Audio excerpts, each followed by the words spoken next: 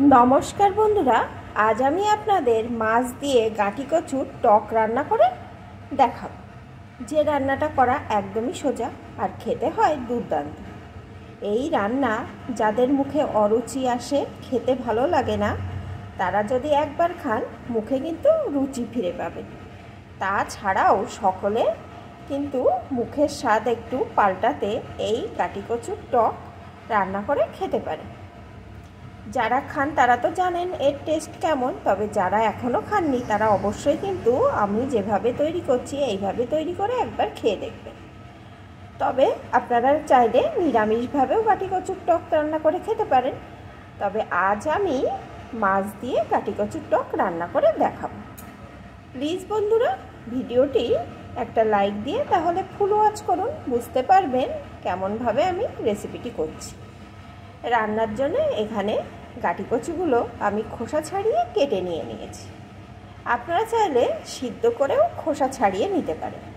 আজ আমি গাঠি কচুটা কোনো রকমভাবে সিদ্ধ বা ভাপ দিয়ে নেব না, আমি এইভাবেই রান্নাটা করব। এখন আসুন আমি রান্নাটা কিভাবে করছি দেখতে থাকুন। গাঠি কচুর টকের ভিতরে আজ আমি এই পাকাল মাছগুলো দিয়ে রান্না করব। এগুলো কিন্তু একদম বিলে ধরা টাটকা পাকাল মাছ। পাকাল মাছগুলো আমার একটু বড় সাইজের ছিল, তাই আমি কেটে একটু ছোট করে নিয়েছি। এখন এই মাছের ভেতরে আমি দিয়ে দেব একটু লবণ,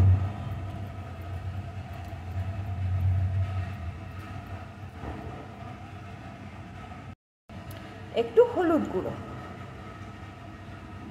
এখন ভালো করে মাখিয়ে নেব। মাছগুলো ভালো করে এখানে আমি মাখিয়ে নিয়েছি। আর এখানে আমি একটা পাতিলেবু নিয়ে নিয়েছি। এই পাতিলেবুটার রস আমি বার করে রেখে দেব। আজ আমি গাঠি কচুর টকটা কিন্তু এই পাতিলেবুর রস দিয়েই করব। আপনারা চাইলে তেঁতুল দিয়েও করতে পারেন। যে কোনো টক দিয়েই কিন্তু এই রেসিপিটি ভালো হবে। রান্নার জন্য কড়াইয়ে আমি পরিমাণ মতো সর্ষের তেল বসিয়ে দিয়েছি। তেলটা ভালো রকম গরম করে নিয়েছি। এখন একটু চারিদিকে ঘুরিয়ে দিচ্ছি। চারিদিকে ভালো করে ঘুরিয়ে দিলাম। এখন এর ভিতরে লবণ হলুদ মাখানো মাছগুলোকে দিয়ে দেব।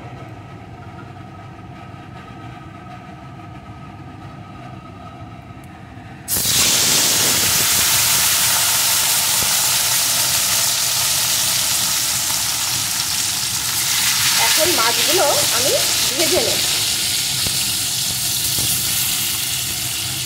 এই মাছগুলো কিন্তু শক্ত প্রকৃতির হয়, তাই এই মাছ ভেঙে যাওয়ার কোনো রকম ভয় নেই। আমি পাকাল মাছ দিয়ে রান্নাটা করছি, আপনারা যে কোনো মাছ দিয়ে এই টক রান্না করতে পারেন। তবে আমার কাছে একটু শক্ত জাতীয় মাছ দিয়ে এই টক ভালো হয়, তাই আপনারা কিন্তু চেষ্টা করবেন যে মাছগুলো একটু শক্ত হয় সেই মাছ দিয়ে এই টকটা রান্না করে খাবার।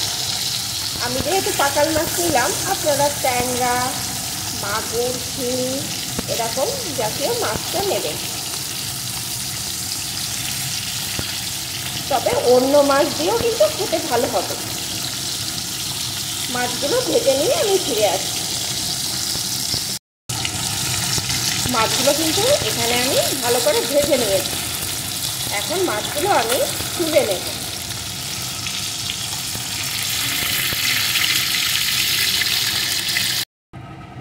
ভাজা মাছগুলো আমি তুলে নিয়েছি। এখন এই তেলের ভিতরে দিয়ে দেবো দুটো শুকনো লঙ্কা, একটু পাঁচফোড়ন। ফোড়নটা সুন্দর করে ভেজে নেব।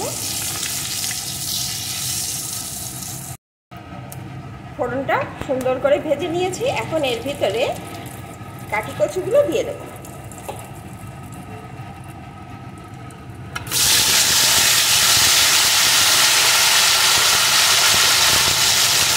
এখন গাঠি কচুটা প্রথমে একটু ভেজে নেব। এখন কিন্তু আমি কোনো রকম লবণ হলুদ দেব না, তাহলে গাঠি কচুটা লাল লাল ভাব চলে আসবে। যেহেতু আমি আগে থাকতে ভাপ দিয়ে নেইনি, তাই প্রথমে আগে একটু ভেজে নেব।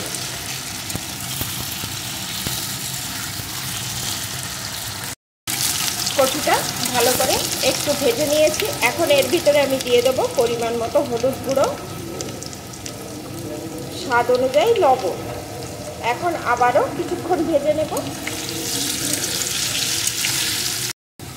ভালো করে আমি কিছুক্ষণ ভেজে নিয়েছি। এখন এর ভিতরে আমি দিয়ে দেবো পরিমাণ মতো জল। এখানে কিন্তু আমি উষ্ণ গরম জল দিয়ে দিচ্ছি। জলটা একটু বেশি দিতে হবে, কারণ টকে একটু ঝোলঝোল হলেই ভালো হবে। সাথেই দিয়ে দেবো কয়েকটা চেরা কাঁচা লঙ্কা। এখন এটাকে কিছুক্ষণ ফুটিয়ে নেব, যতক্ষণ না গাটি কচুটা ভালো রকম সিদ্ধ হয়ে যায়। এটা এইভাবে ফুটতে থাক। তার মধ্যে এই রান্নার একটা স্পেশাল মশলা থাকে, সেটা আমি রেডি করে নেব। মশলাটা রেডি করার জন্যে গ্যাস ওভেনে আমি আর একটা কড়া বসিয়ে গরম করে নিয়েছি। এখন গ্যাসের জোরটা কিন্তু একদম লোতে দিয়ে দিয়েছি। প্রথমেই দিয়ে দেবো একটা শুকনো লঙ্কা, একটু গোলমরিচটা দেওয়ার ফলে এই কচুই যদি কোনো রকম গলা চুলকায় সেটা আর চুলকাবে না। সাথে দিয়ে দেবো একটু তেজপাতা, একটু পাঁচফোড়ন। এখন অল্প আছে এই মশলাটা আমি সুন্দর করে ভেজে নেব। বন্ধুরা, এই টকে কিন্তু এই মশলাটা দিলে যেমন গন্ধ হবে তেমন স্বাদ হবে। স্বাদে গন্ধে একদম টক হবে সেরা। এই মশলাটা গুঁড়ো করে দেওয়ার পর টকে অসাধারণ একটা গন্ধ উঠে আসে। আপনারা অবশ্যই কিন্তু টক রান্না করলে যে কোনো টক এই মশলাটা করে দেবেন, দেখবেন কত সুন্দর গন্ধ আসে। অল্প আছে মশলাটা আমি সুন্দর করে ভেজে নিলাম। এখন একটু ঠান্ডা হওয়ার পর এই মশলাটা আমি গুঁড়ো করে নেব। মশলাটা রেডি করতে করতে এদিকে কিন্তু কচুগুলো ভালো রকম আমার সিদ্ধ হয়ে গেছে। এখন এর ভিতরে আমি ভেজে রাখা মাছগুলোকে দিয়ে দেবো, কারণ এই মাছগুলো কিন্তু যেহেতু শক্ত একটু জাল হবে, তাই মাছগুলো দিয়ে একটু ফুটিয়ে নেব।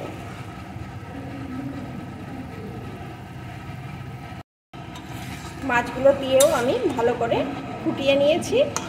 এখন আমি এর উপর দিয়ে দেবো যে ভাজা মশলাটা রেডি করে রেখেছিলাম, ওই ভাজা মশলাটা। এই মশলাটা এমনিই কিন্তু দারুণ সুন্দর একটা গন্ধ উঠে আসছে, আর এই তরকারিতে দিলে তরকারির যেমন স্বাদ হবে তেমন গন্ধ হবে।